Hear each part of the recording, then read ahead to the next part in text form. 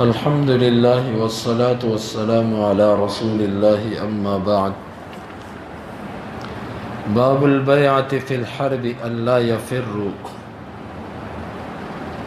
یہ باب ہے جنگ میں بیعت کرنے کے بارے میں، اس بات پہ کہ کوئی بھاگے گا نہیں۔ وقال بعضهم علی الموت، اور بعض نے کہا کہ یہ بیعت موت پر ہوگی، لقولہ تعالی، اللہ تعالیٰ کے اس فرمان کی وجہ سے، لقد رضی اللہ عن المؤمنین، یقیناً اللہ تعالیٰ ایمان والوں سے راضی ہو گیا۔ امام بخاری کہتے ہیں کہ ہمیں بیان کیا موسیٰ بن اسماعیل نے، وہ کہتے ہیں ہمیں بیان کیا جویریہ نے نافع سے، وہ کہتے ہیں کہ ابن عمر رضی اللہ عنہما کہتے ہیں رجعنا من العام المقبل، ہم اگلے سال واپس آئے، فما اجتمع منا اثنان علی الشجرۃ التي بایعنا تحتہ، ہم میں سے دو بندے اس درخت پر جمع نہ ہو سکے جس کے نیچے ہم نے بیعت کی تھی۔ کانت رحمہ من اللہ، یہ اللہ کی طرف سے رحمت تھی۔ فسألنا نافع، ہم نے نافع سے سوال کیا، علی ای شیء بایعہم، اللہ کے رسول صلی اللہ علیہ وسلم نے ان سے کس چیز پر بیعت لی تھی؟ علی الموت، موت پر؟ قال لا، وہ کہنے لگے نہیں، بایعہم علی الصبر، آپ نے ان سے صبر پر بیعت لی تھی۔ باب کا مطلب ہے کہ جنگ کے میدان میں اپنے ساتھیوں سے بیعت لینا، وعدہ لینا کہ تم بھاگو گے نہیں، کچھ بھی ہو جائے تم نے جہاد کا میدان چھوڑ کے بھاگنا نہیں، یہ بیعت لینا سنت عمل ہے، ثابت ہے۔ باب میں دو لفظ ہیں، ایک ہے کہ صحابہ نے بیعت کی تھی کہ وہ بھاگیں گے نہیں، اور دوسرے میں ہے کہ بعض کہتے ہیں کہ بیعت اس بات پہ ہوئی تھی کہ مر جائیں گے، تو مطلب دونوں کا ایک ہے۔ اگر ضرورت پڑی تو جان بھی دینی پڑی تو دیں گے، تو بھاگیں گے نہیں، مطلب دونوں کا ایک ہی بنتا ہے۔ جو حدیث لے کر آئے ہیں ابن عمر رضی اللہ عنہما کی، وہ یہ ہے کہ اگلے سال جب ہم عمرے کے لیے گئے تو واپس جب ہم ہوئے، یہ اگلے سال سے مراد ہے بیعت رضوان سے اگلا سال۔ بیعت رضوان یہ وہی واقعہ ہے کہ جب آپ صلی اللہ علیہ وسلم نے خواب دیکھا تھا کہ آپ عمرہ کر رہے ہیں، تو آپ اپنے ساتھ 1400 کے قریب صحابہ کرام کو لے کر گئے۔ مشرکین نے رستے بند کر دیے کہ آپ نہیں جا سکتے، اس سال آپ عمرہ نہیں کر سکتے۔ خلاصہ یہ کہ معاہدہ طے پایا جس میں انہوں نے سخت قسم کی شرطیں لگائیں اور 10 سال کی جنگ بندی ہوئی، اور مسلمانوں کو مجبور کیا کہ تم یہیں سے واپس چلے جاؤ۔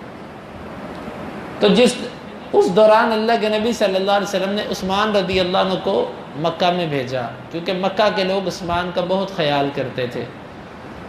تو افواہ یہ پھیل گئی کہ عثمان رضی اللہ عنہ شہید کر دیے گئے۔ اللہ کے نبی صلی اللہ علیہ وسلم نے اس وقت بیعت لی تھی کہ آؤ میرے ہاتھ پہ بیعت کرو کہ عثمان کا بدلہ لے کر ہی جائیں گے سب۔ تو یہ اس موقع کی بات ہے کہ درخت کے نیچے جب سب نے بیعت کی اللہ کے نبی صلی اللہ علیہ وسلم کے ہاتھ پر، تو اللہ تعالیٰ نے فرمایا کہ ید اللہ فوق ایدیہم، اللہ کا ہاتھ ان کے ہاتھوں کے اوپر ہے۔ تو اس موقع پر اللہ تعالیٰ نے یہ فرمایا کہ جس نے بھی بیعت کی، یہ جتنے آپ کے ساتھ تھے سب کے سب نے بیعت کر لی سوائے ایک منافق کے جس کا نام جد بن قیس تھا۔ اس کا اونٹ گم ہو گیا، اس سے کہا کہ تو بیعت کر لے، وہ کہنے لگا کہ میرا اونٹ گم ہو گیا، تم مجھے کہتے ہو بیعت کر لو، کیونکہ ایسے لوگوں کے دلوں میں دین کی اہمیت نہیں ہوتی۔ وہ اپنے اونٹ کے پیچھے بھاگ گیا۔ اللہ کو منظور بھی یہی تھا کہ یہ منافق بیعت نہ کرے، کیونکہ جس نے بیعت کی اللہ تعالیٰ نے اس کے لیے مغفرت کا وعدہ کر دیا۔ لقد رضی اللہ عن المؤمنین، اللہ ان مومنوں سے راضی ہو گیا جو درخت کے نیچے بیعت کر رہے تھے۔ تو یہ اللہ کے نبی صلی اللہ علیہ وسلم کے صحابی عبداللہ بن عمر کہتے ہیں کہ اگلے سال انہوں نے کہا کہ تم آؤ گے عمرہ کرنے، اگلے سال پھر اللہ کے نبی صلی اللہ علیہ وسلم گئے عمرہ کرنے۔ جب عمرہ کر کے واپس پلٹے نا، تو صحابہ نے کہا بھلا وہ کون سا درخت تھا جس کے نیچے ہم نے پچھلے سال بیعت کی تھی؟ عبداللہ بن عمر کہتے ہیں کہ کسی ایک درخت پر بھی دو بندے جمع نہیں ہو سکے کہ یہ وہی درخت تھا، اللہ نے بھلا دیا۔ کیوں بھلایا؟ کیونکہ اس میں رحمت تھی۔ عبداللہ بن عمر کہتے ہیں فَكَانَتْ رَحْمَةً مِّنَ اللَّهِ، وہ اللہ کی طرف سے رحمت ہوا۔ کیوں؟ کہ اس کے نیچے ایک خیر واقع ہوئی تھی، اور وہ خیر اللہ کی طرف سے تھی۔ ایسا نہ ہو کہ لوگ اب اس درخت کو متبرک سمجھ کے، بابرکت سمجھ کے اس کو جو ہے چکر لگانے شروع کر دیں، اس کے ساتھ چیزیں لٹکانا شروع کر دیں، اس کے پتے کاٹنا شروع کر دیں، ٹہنیاں سنبھالنا شروع کر دیں، لوگ ایک فتنے کے اندر واقع نہ ہوں۔ آپ اندازہ کیجئے کہ صحابہ کرام کا عقیدہ کیا تھا۔ اللہ تعالیٰ نے بھلا دیا کہ تم اس کو کہیں متبرک سمجھ کے یہاں پر ایسا شرکیہ بدعیہ عمل نہ شروع ہو جائے۔ یہ وہ درخت ہے کہ جس کے نیچے یقیناً اللہ کی رحمت واقع ہوئی، اور یقیناً ایمان والے جمع ہوئے، اور یقیناً یہاں پر خیر پھیلی۔ لیکن آج اللہ اکبر کہ جس کے بارے میں پتہ بھی نہیں ہوتا کہ پتہ نہیں اس کا انجام کیا ہے، پتہ نہیں اس میں خیر تھی کہ نہیں تھی، لوگ اس کی قبر سے کیا کیا کچھ نہیں لیتے۔ ایسی باتیں مشہور ہو جاتی جی فلاں درخت کے اندر برکت ہے، جی فلاں چیز کے اندر برکت ہے، جی فلاں چیز متبرک ہے، تم وہاں پر آ کر یہ کرو وہ کرو، تمہاری مراد پوری ہو جائے گی۔ اب اللہ تعالیٰ نے امت کے عظیم لوگ صحابہ کرام تھے، ان کو بھلا دیا کہ وہ درخت کون سا ہے۔ اور صحابی رسول کہہ رہا فَكَانَتْ رَحْمَةً مِّنَ اللَّهِ، یہ بھولنا اللہ کی طرف سے رحمت تھا کہ عقیدوں میں بگاڑ پیدا نہ ہو۔ تو اس سے معلوم ہوا کہ صحابہ کرام ہر چیز کو تبرک نہیں سمجھتے تھے، اور نہ یہ دین کا حصہ ہے۔ تبرک اللہ کے نبی صلی اللہ علیہ وسلم کی ذات کا ہے۔ آپ کے ساتھ جو چیزیں اٹیچ رہیں، آپ کا جوتا، آپ کا لباس، آپ کی روزمرہ استعمال کی چیزیں، آپ کے گھر کی چیزیں، وہ متبرک تھیں۔ لیکن عام طور پر لوگ مکہ مدینہ میں بھی جاتے ہیں تو ہر کنواں، جی اللہ کے نبی صلی اللہ علیہ وسلم نے اس کنویں سے پانی پیا، اللہ کے نبی صلی اللہ علیہ وسلم نے اس کنویں میں لعاب ڈالا، لہٰذا اس کا پانی متبرک ہو چکا ہے۔ یہ بات درست نہیں ہے۔ یہ یوں تبرک لینا، یہ اللہ کے نبی صلی اللہ علیہ وسلم کے صحابہ کرام کا آپ کے بعد عمل ہی نہیں رہا۔ متبرک پانی یقینی طور پر آب زمزم ہے۔ زمزم کا پانی جو ہے اس کو لیجئے، وہ یقینی ہے، بابرکت ہے، اس میں شفا ہے۔ لیکن اس کے علاوہ لوگ کئی کنووں کے پانیوں کے بارے میں کہتے ہیں کہ وہ جلد کے لیے شفا ہے، اس میں یہ برکت ہے۔ ٹھیک ہے، اگر اس کو کسی کو اس سے شفا ملی ہے تو وہ شفا لے سکتا ہے۔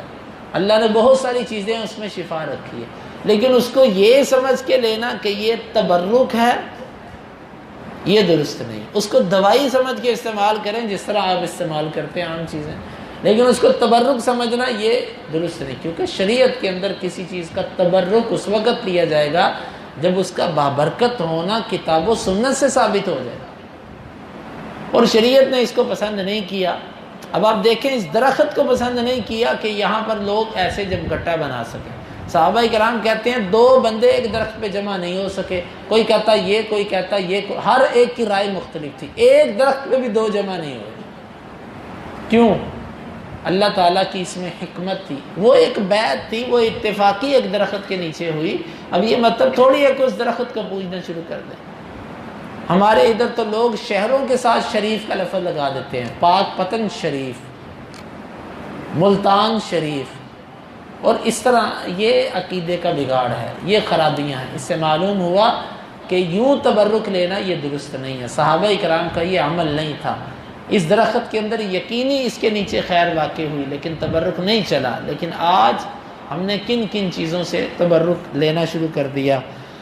تو صحابی کا پھر سوال کیا گیا، تابعی سے سوال کیا تبع تابعی نے۔ ہم نے کہا کہ صحابہ نے بیعت کی کس چیز پر تھی؟ تو وہ کہنے لگے کہ انہوں نے بیعت یہ کی تھی کہ علی الصبر، وہ صبر کریں گے۔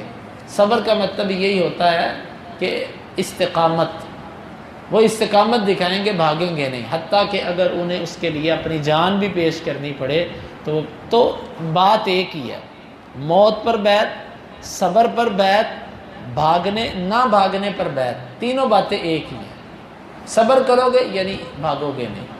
تو یہ ہے اس حدیث کا مطلب۔ اللہ رب العالمین سے دعا ہے اللہ تعالی ہمیں ان احادیث کو سمجھنے کی اور اس کے تقاضوں کو پورا کرنے کی توفیق عطا فرمائے۔ اللہم انفعنا بما علمتنا وعلمنا ما ينفعنا وزدنا علما وآخر دعوانا ان الحمد للہ رب العالمین۔ حدیث نمبر 2958۔